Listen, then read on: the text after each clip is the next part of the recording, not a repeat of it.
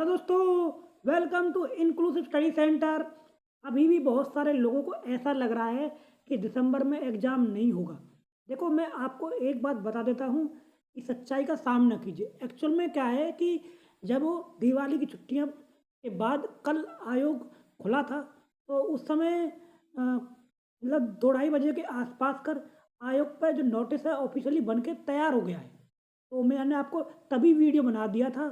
लगभग ढाई 3 बजे के आसपास करीब मुझे इन्फॉर्मेशन मिल गई थी, उसके 10-15 मिनट बाद ही मैंने 1-2 मिनट का वीडियो बनाया था। तो उसके बाद इतनी सारी बाढ़ सी खबर आ गई कि क्या ये खबर सही है, गलत है, इस तरह से। तो शाम तक धीरे-धीरे होते-होते आपको पता चलने लगा है कि इस खबर में कितनी सच्चाई है कि नहीं है। देखो, मैंने हमेशा ही एक बात पर फ़ोकस किया है कि जो भी इन्फॉर्मेशन मुझे मिलती है वो मैं आपको करेक्ट बताता हूँ। मैंने आपको पहले ही बता दिया था कि एक एग्ज़ाम 100% दिसंबर मंथ में होगा, तो आपको समझ जाना चाहिए था, चाहे वो आरओ का हो, चाहे पीसीएस का हो। तो क्योंकि अगर आप एक एग्ज़ाम हो रहा है तो आपको प्रिपरेशन में किसी भी प्रकार की ढील नहीं देनी चाहिए थी। अगर आपने ढील दी है तो ये आपकी गलती है। बहुत सारे जो एडमिन्स थे अलग-अलग ग्रुप के, देखो हमें इस समय किसी को भी आरोप करने की ज़रूरत नहीं है।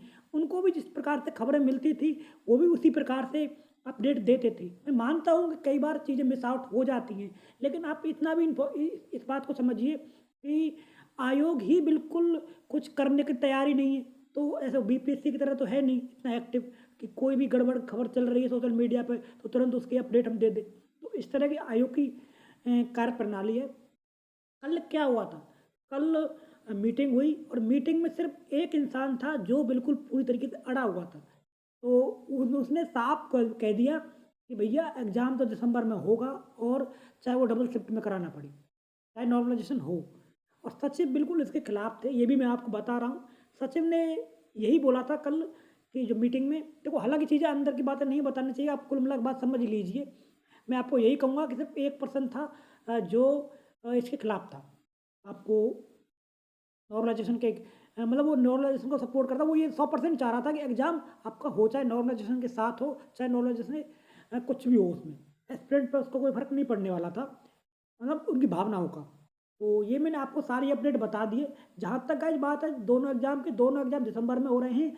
आज अभ्यर्थी इसके लिए ट्विटर कैंपेन चला रहे हैं। मैंने अपने टेलीग्राम ग्रुप पर ये ओपन ग्रुप है, इसको मैंने ओपन किया हुआ है, आप इसको देख सकते हो। इंक्लूसिव डिस्कशन ग्रुप है, ये मेरा मेन ग्रुप नहीं है।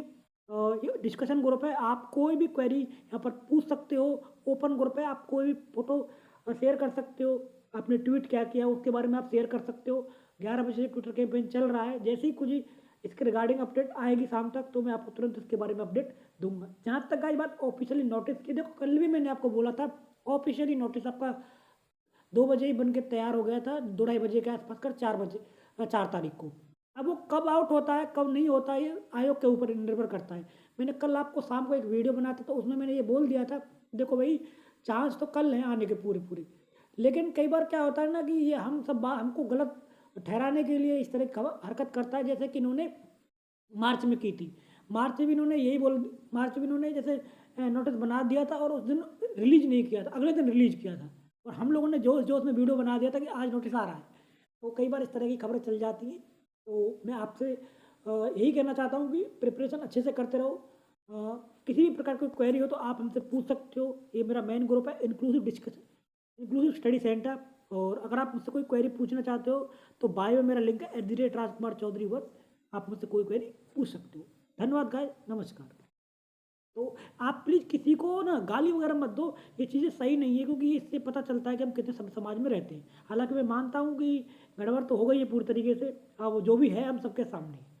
धन्यवाद गाइस, नमस्कार।